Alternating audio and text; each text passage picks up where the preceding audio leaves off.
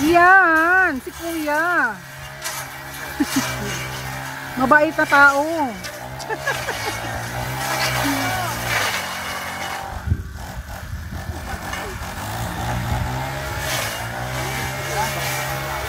Ito yung part na laging sinusunod, kaya pinapapalinisan.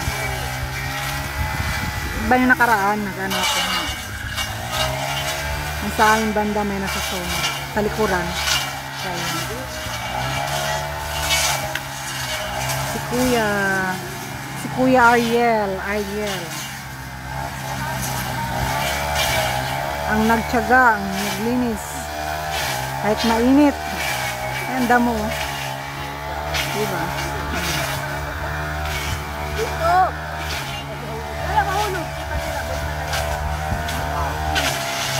Ay, yung bahay namin ito sa likuran, sa likod ng bahay.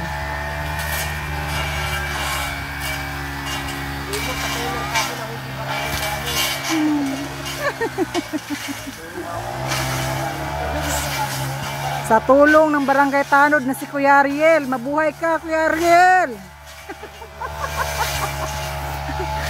Sana sintularan ka. Truck driver lang yan. Di ba? Paring Amor, truck driver lang. Ah, truck driver. Oh, yung ano ng mga ano, garbage.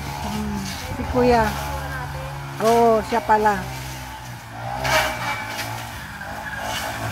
Ayan. Tampungan.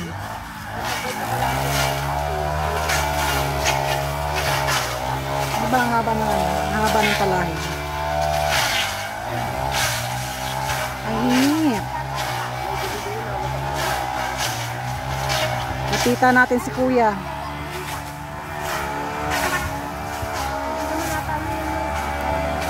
Ay, may tubig pa, oh. Yan, sa kabila wala. Oh, dito banda wala yan. Ayan, medyo kagwapa.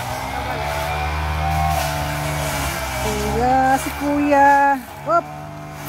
Baka may mga ano dito. May mga tabi-tabi po.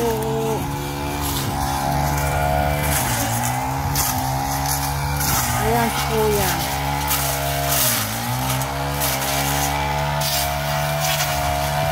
Kuya, kaya pa?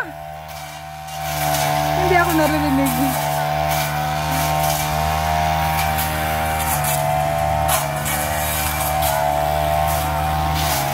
Ay! Ang haba ng damo. Ayan yung bahay namin. Okay. Salamat sa iyo, Kuya, kahit paano. Pero kaso, ano to, tutubo pa lang. Tutubo ko na naman to. Kailangan talaga i-maintain kaso. Hindi naman kasi, ano nito eh. I mean, private property nga daw to. Walang may-ari. So, tayo, concern lang tayo naman kasi nga, laging sinusunog. Kaya pinapalinisan namin.